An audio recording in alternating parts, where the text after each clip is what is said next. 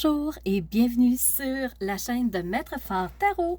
Ici Nancy qui vous accueille sur la chaîne à la maison pour une présentation de la pleine lune du 13 juillet 2022 qui aura lieu à 14h37 heure de Québec. Si vous êtes en Europe, on se rajoute un 6 heures. Ça nous amène à 20h37 heure de Paris. Alors, comme vous pouvez le voir sur la carte, il y a de superbes énergies. Regardez toutes ces belles lignes bleues. Très positif. Wow, ça m'émerveille. Alors, je vous parle vraiment de la pleine lune du 13 juillet. Ça résonne comment pour nous? Alors, rapidement, on peut voir la formation de plusieurs triangles si on regarde du point de vue de la géométrie. Alors, deux beaux triangles bleus, donc des triangles rectangles. On voit un beau triangle, triangle isocèle aussi. Donc, c'est vraiment magnifique. Un peu de rouge, oui, parce que c'est important d'avoir des défis, mais plus de bleu. Alors, pour la pleine lune, le soleil est toujours en Cancer, très proche de Mercure. On voit la petite planète verte juste à côté et les deux forment une conjonction. Le fait que le soleil soit en Cancer, c'est le fait de vouloir briller, de vouloir rayonner, c'est notre identité propre. Et le fait que le soleil soit en Cancer, c'est le signe de la famille, c'est le signe d'être bien avec les personnes autour de soi. C'est un signe d'eau, le Cancer. C'est un signe qui est émotif et le soleil vient mettre de la lumière sur nos émotions. Il vient mettre de la lumière sur ce qui est important pour nous du point de vue du rassemblement, du foyer, la maison, la famille, les émotions. Et le fait que Mercure, voyez-vous la petite planète verte ici, le fait que Mercure soit en conjonction avec le Soleil, ça nous permet de nous exprimer vraiment par rapport à qui nous sommes, nous exprimer par rapport aux émotions qu'on reçoit. Donc, la famille, c'est vraiment du relationnel. Alors, par rapport aux uns et aux autres, comment on va s'exprimer? Mercure va nous permettre de bien le faire parce que c'est vraiment une conjonction. Une conjonction, c'est comme c'est un travail d'équipe entre le Soleil et Mercure. Alors, c'est vraiment une belle force dans cette pleine lune. Donc, on va mettre vraiment notre focus sur les émotions qui peuvent bouger beaucoup, mais sur la famille. Donc, on va faire briller tout ça. On va vraiment mettre de la lumière. On va réchauffer le côté de la famille, le côté des émotions. Donc, c'est très positif à ce point de vue-là. La lune, quant à elle, est complètement à l'opposé. C'est le principe de la pleine lune. Alors, toujours à 21 degrés 21 minutes, on retrouve la lune en Capricorne. Donc, lune, c'est tout notre côté émotionnel aussi. Hein? C'est le côté des ressentis, l'intuition. C'est le côté fin un peu de chaque personne de « je ressens des choses, mais des fois, j'arrive pas à mettre des mots dessus. » Mais le fait que la lune soit en pleine lune avec le soleil vient mettre de la lumière sur ce qu'on ressent et Mercure nous donne justement l'occasion de mettre des mots sur ce qu'on ressent. Alors la pleine lune va être une lune d'éclaircissement, une lune messagère, une pleine lune vraiment de communication, pouvoir mettre en lumière ce qu'on ressent et pouvoir l'exprimer aussi. Alors c'est vraiment quelque chose de bien qui s'en vient. Puis une pleine lune, c'est quelque chose qui nous permet de faire le point. Une nouvelle lune, on part quelque chose, on initie un mouvement, on commence quelque chose. Mais une pleine lune, c'est la consécration, c'est le bilan de la nouvelle lune qui est passée à la fin du mois de juin. Et cette pleine lune-là, vous la voyez tout en belle émotion bleue. Donc, c'est vraiment positif et j'avais très hâte de vous faire cette vidéo. Donc, la Lune, elle aussi, elle est en conjonction. La Lune en Capricorne, elle est en conjonction avec Pluton. Juste ici, la planète brune qui est rétrograde, elle aussi, qui est rétrograde tout simplement. Et le fait que la Lune soit en conjonction avec Pluton, moi, je mettrais en mots de cette façon. c'est plonger au cœur de vos profondeurs, plonger au plus profond, à ce qui est ancré en vous, à ce qui vous représente, vous, à ce qui est le plus protégé à l'intérieur. C'est le cœur de votre propre personnalité. Et Pluton, c'est la régénération, c'est le fait de replacer des choses, restructurer des choses, reconstruire.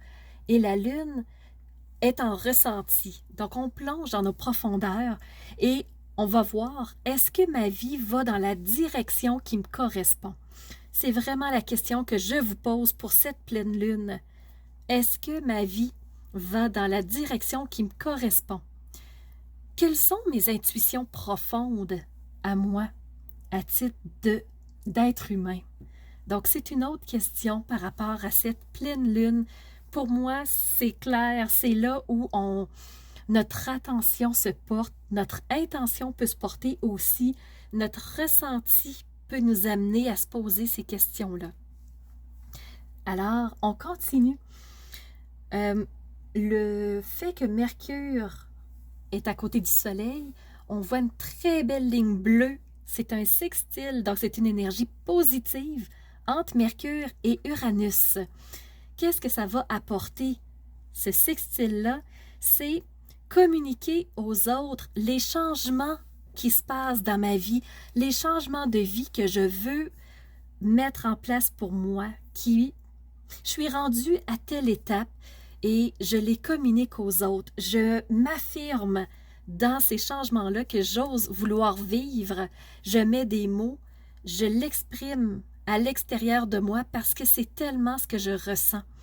La direction que je veux prendre dans ma vie, c'est ce changement-là et j'en fais part à mon entourage. Donc, vous trouverez un soutien nécessaire autour de vous pour mettre en place ce changement-là. Pour moi, le sextile Mercure-Uranus, c'est ça, c'est de pouvoir communiquer aux autres les changements qu'on veut vivre dans notre vie et trouver aussi le soutien qui est nécessaire pour que ça puisse se réaliser. Un deuxième sextile, c'est, je m'en vais du côté de la Lune, donc je reviens en Capricorne. Capricorne, ce signe qui est terre à terre, c'est un signe d'ambition, c'est un signe de créer aussi longtemps que ça prendra, je vais atteindre mon objectif.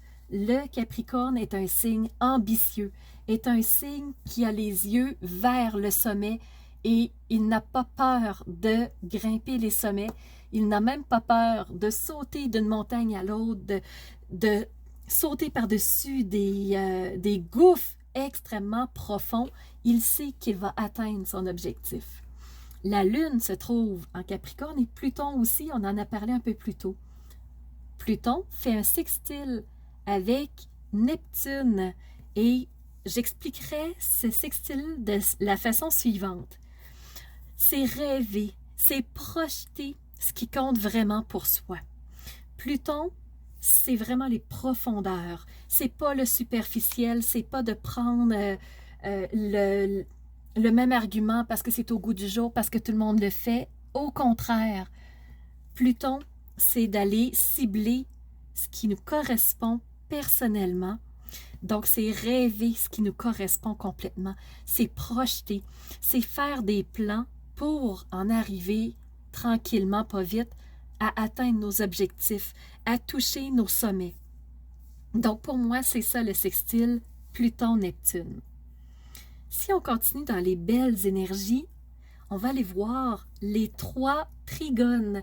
Donc, vous voyez, c'est une belle ligne bleue avec un triangle. Sur cette ligne-là, ça veut dire que c'est un trigone. Les trigones sont des énergies très positives. C'est les énergies les plus bénéfiques qu'on peut avoir en astrologie. Alors, premier trigone, on va partir du Soleil qui est en Cancer et on va descendre sur cette belle ligne-là pour encore une fois arriver à Neptune. Alors, qu'est-ce que ça fait, ce beau trigone-là, Soleil-Neptune? Neptune qui est rétrograde en ce moment, on le voit à 25 degrés, 23 minutes. Le petit R, c'est un signe de rétrogradation. Donc, du point de vue de la Terre, on a l'impression que Neptune recule. Ce n'est pas le cas, c'est juste à l'œil humain. Le fait que le Soleil soit en trigone avec Neptune, pour moi, ça signifie qu'on sort du rêve pour se montrer tel que l'on est. Parce que Neptune étant rétrograde, on sort de ce côté rêveur, de ce côté imagination, de ce côté être dans sa tête pour vraiment se créer un monde imaginaire. Donc, on sort de ce rêve-là pour se montrer tel que l'on est socialement, aux yeux des autres, qui je suis moi, qui je veux être, comment je veux me montrer. Alors, je sens une ouverture d'esprit dans ce beau trigone-là, de vraiment oser prendre des opportunités, oser instaurer quelque chose de nouveau. Hein? Uranus, c'est le changement, et on va en parler dans quelques secondes, tout de suite après. Alors, on retire les masques, on les enlève, ces masques de superficialité, ces masques de vouloir jouer un rôle, les masques de vouloir faire comme les autres. On retire tout ça, tel que nous sommes, on se relie ensemble pour se fortifier, pour briller. Alors, c'est là où on va plutôt créer des alliances, on va plutôt se relier ensemble, on va plutôt travailler dans la même direction. Et Mercure, c'est ça, c'est la communication, de travailler ensemble, de communiquer, de dire ce qui nous correspond d'une façon qui va bien passer aux oreilles des autres aussi. On parlait d'Uranus tantôt qui, lui aussi, hein, c'est le changement, et je vous ai dit que je vous en glisserais un mot. C'est parti. On regarde Uranus qui se trouve exactement ici sur la carte en Taureau à 18 degrés 13 minutes. Uranus, c'est le changement. C'est vouloir changer quelque chose, c'est vouloir sortir du statu quo, c'est vouloir sortir de la zone de confort, changer quelque chose. Et c'est des changements qui peuvent être subis, qui peuvent être très rapides. Par contre, le fait que Uranus soit en Taureau, c'est un signe terre à terre, c'est un signe de terre, c'est un signe de stabilité. Le fait que Uranus soit en Taureau, je pense que ça va l'assagir, je pense que ça va le calmer dans le sens de pas trop de changements imprévus, de changements décoiffants, mais des changements qui vont nous amener vers un bien-être, un mieux-être. Et on voit que d'Uranus, ça nous amène en trigone à la Lune elle-même. Donc, qu'est-ce qu'on pourrait mettre comme mot sur ce trigone-là de Lune-Uranus? C'est que l'intuition qu'on va avoir, ce qu'on va ressentir, les sensations, les sentiments, les petites bulles qui vont monter, ben c'est l'intuition de ce qui doit vraiment changer. Être à l'écoute de ce qu'on ressent, de ce qui nous arrive, des images qui montent en flashback, des fois rapides. Donc rapide, c'est Uranus, c'est le changement qui peut être extrêmement subi. Mais soyez à l'écoute de vos intuitions, de ce qui doit être mis en place. Et avec Mercure, vous allez pouvoir trouver le mot juste pour mettre en place ce changement-là que la Lune vous permet de capter. Et la Lune va avoir vraiment une puissance, va avoir une influence sur vous pendant cette pleine Lune du 13 juillet. Pourquoi? Parce que la Lune est maître du Cancer. Elle est en chute en ce moment, elle est à son opposé en Capricorne, mais comme elle est maîtresse du Cancer, et qui se trouve présentement en Cancer, c'est le Soleil, c'est une pleine Lune. Donc, la Lune aura une très forte influence en ce moment. Elle vous permettra de ressentir des choses, de connecter avec l'important, de pressentir des messages qui se doivent d'être attrapés pour que le changement puisse se mettre en place. Donc, il est temps d'écouter ce qui monte en vous. On continue avec un troisième trigone. Cette fois-ci, c'est la ligne qui part juste ici de Saturne à 24 degrés, 5 minutes. Saturne est rétrograde, elle aussi. Donc, on a Pluton, Saturne et Neptune qui sont rétrogrades, chacune 3 signes, un à côté de l'autre. Et 3 signes rétrogrades quand même. si je dis ça, je dis rien pour l'instant. Mais Saturne, j'y reviens, est dans un signe d'eau. C'est pas un signe d'eau, c'est un signe de, finir par le dire, air. Les Verseaux sont un signe d'air. Et Saturne est une planète de réflexion, de prendre le temps, de réfléchir. Alors le Verseau qui est de l'air, donc dans l'intellect, dans la réflexion, Saturne est positif. Et en plus, il est en trigone, ce Saturne, donc la planète. Regardez avec qui? Avec Vénus, qui est à 24 degrés. C'est 24-24, c'est des signes parfaits. C'est vraiment un trigone parfait entre les deux. Et Vénus, lui, est dans un signe d'air aussi. C'est normal, c'est un trigone. Alors, deux signes d'air, c'est des signes de réflexion, c'est des signes qui se parlent, c'est des signes qui connectent ensemble. Et le fait que la sagesse pousse des énergies positives vers Vénus, Vénus qui est l'amour, qui est la créativité, qui est le fait de se sentir bien, c'est le fait de vivre les plaisirs pour être bien. Ben, quel mot on pourrait mettre sur ce trigone-là? C'est que Saturne nous invite à aimer en conscience, aimer ce qu'on fait en ayant réfléchi, en ayant pris le temps de penser à pourquoi on fait les choses. Est-ce que c'est vraiment la direction qu'on veut? Est-ce que c'est vraiment des choses que l'on aime soi, qui nous font plaisir à nous-mêmes, qui vont nous amener dans un bien-être? Donc, important de réfléchir et aimer, oui, en conscience, mais aussi dans le respect de l'autre. Et le Gémeaux, c'est un signe de réflexion, c'est un signe qui a envie d'avoir du fun. C'est un signe d'air, c'est un signe qui a envie d'être léger. Donc, Vénus qui est dans un signe de légèreté, Saturne qui est aussi dans un signe d'air, mais un signe de collectivité. Donc, oui, aimer, oui, avoir du plaisir, relié aux autres aussi. Donc, Vénus qui veut aller dans plein de directions, goûter à tout, vivre plein d'aventures, mais avec un Saturne qui va le ralentir un peu, qui va le brider un peu, qui va le calmer pour le rendre plus sage. Donc, c'est ça le trigone. Saturne qui va permettre à Vénus d'aimer en conscience, d'être bien, de vivre des plaisirs vraiment dans un respect de soi et des autres. Alors, c'est des beaux trigones, c'est des belles énergies. Je voudrais vous amener 3 petits messages aussi, des défis.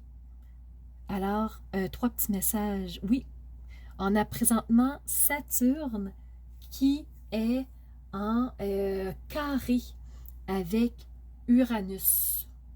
Donc, elle n'est pas sur la carte, cette ligne rouge. Donc, Saturne, qui est juste ici, en Verseau, et qui monte vers le Taureau, vers cette planète qui est Uranus. Donc, comment ça pourrait s'exprimer tout ça? Ben, Saturne, c'est la sagesse, c'est prendre le temps, c'est freiner ces changements, freiner ces prises de décision trop rapides pour réfléchir, pour être certain de ce qu'on veut faire.